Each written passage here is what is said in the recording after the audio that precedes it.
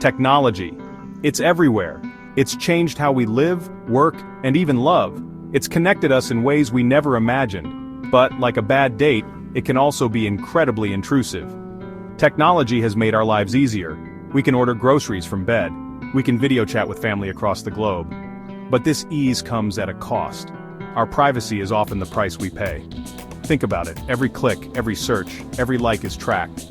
This data paints a scarily accurate picture of who we are, what we think, and what we do, and that's before we even get to facial recognition software. This isn't some dystopian sci-fi movie, this is our reality, and it's time we talked about it. Remember the Snowden revelations? Yeah, those were a hoot. Turns out, governments love a good spy program, and who can blame them? It's a buffet of personal data. But it's not just governments we need to worry about. Corporations are just as guilty of data harvesting. They track our online movements, our purchases, even our physical locations.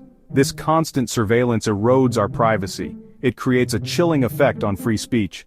Who wants to speak their mind when Big Brother is always listening? And the scary part? Most people don't even realize it's happening. They're handing over their data willingly, lured in by the siren song of free apps and services. There's no such thing as a free lunch. And there's certainly no such thing as a free app. Data is often called the new oil, but unlike oil, data can be weaponized. It can be used to profile individuals, to discriminate against them, and even to manipulate their behavior. Think about algorithms. They're everywhere. They decide what news we see, what jobs we're offered, even who we date. But algorithms aren't neutral. They're built on data, and that data can be biased. This bias can lead to real-world harm. People of color being denied loans, women being shown lower-paying jobs, all because of algorithms that are supposed to be objective. And then there's the whole issue of manipulation. Remember Cambridge Analytica? They used personal data to target voters with personalized political ads. This kind of manipulation undermines democracy. It's like playing poker with someone who can see your cards. Imagine a world where you're afraid to speak your mind, afraid to criticize the government, afraid to express an unpopular opinion. That's the kind of world we're headed towards if we don't rein in surveillance and data collection. When people feel like they're constantly being watched, they self-censor. They avoid certain topics. They shy away from controversial discussions. This chilling effect on free speech is incredibly dangerous. A healthy democracy requires open and honest debate. It requires citizens who feel free to express their views without fear of reprisal. But when technology is used to silence dissent, we all lose. We need to remember that freedom of speech isn't just about protecting popular opinions. It's about protecting the right to dissent, even when that dissent makes us uncomfortable. Section 5. The law playing catch-up. The struggle to regulate emerging technologies. Technology moves fast. The law, not so much. It's like a lumbering elephant trying to catch a cheetah. By the time the law catches up, the technology has already changed. We've seen this time and time again with social media, with facial recognition, with artificial intelligence. The law is constantly playing catch-up, struggling to keep pace with the rapid evolution of technology. This creates a dangerous regulatory vacuum. Companies are left to police themselves, which is like asking a fox to guard the henhouse. We need strong laws and regulations to protect our rights in the digital age. But it's not just about passing new laws. It's about enforcing the ones we have. It's about holding companies accountable when they violate our privacy. It's about making sure that technology serves humanity, not the other way around. Section 6. The ethical imperative. Building a moral compass for the digital age. We can't rely on laws alone to protect us. We need something more. We need an ethical framework to guide the development and use of technology. We need a moral compass for the digital age. This ethical framework should be based on fundamental human rights, the right to privacy, the right to free speech, the right to equality and non-discrimination. These rights should be embedded in the design of our technologies. We need to start asking ourselves tough questions. Just because we can do something doesn't mean we should. What are the potential consequences of this technology? Who benefits from it? Who is harmed by it? These are the kinds of ethical considerations we need to grapple with. We need to move beyond a purely profit-driven model of technological innovation.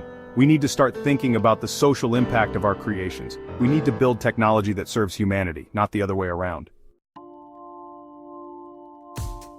Section 7. Empowering individuals, digital literacy, and data rights. We can't just sit back and wait for governments and corporations to solve these problems.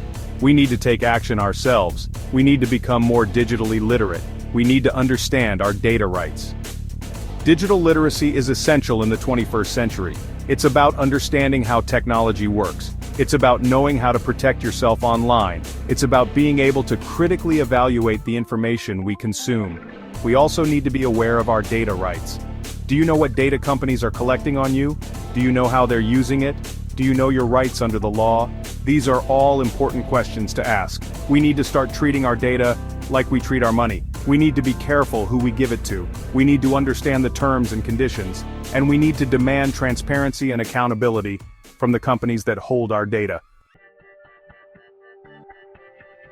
Section 8. Collective action, the power of advocacy, and public pressure. One person speaking out can make a difference, but a collective voice can move mountains. We need to come together and demand better from our governments and from the tech industry. We need to support organizations that are fighting for our digital rights. We need to contact our elected officials and let them know that we care about these issues. We need to use our voices and our wallets to hold companies accountable for their actions. Public pressure can be a powerful force for change. Just look at the movements for environmental protection and social justice. We can achieve similar progress on digital rights if we work together. We need to remember that we're not just consumers, we're citizens. And we have a right to shape the future of technology. We have a right to demand a digital world that respects our privacy, our freedoms, and our humanity. Section 9. Striking a balance, fostering innovation while safeguarding our humanity. This isn't about demonizing technology, it's about using it responsibly. It's about finding a balance between innovation and ethics. It's about ensuring that technology serves humanity, not the other way around. We need to move beyond the simplistic narrative of technology good, regulation bad. Regulation isn't about stifling innovation. It's about creating a level playing field. It's about ensuring that technology is developed and used in a way that benefits society as a whole. We need to have a nuanced conversation about the role of technology in our lives. We need to acknowledge both its potential and its perils. And we need to work together to create a digital future that is both innovative and just. The future is not predetermined, it's up to us to shape it. We can choose to embrace technology blindly, or we can choose to wield it with wisdom and compassion. The choice is ours.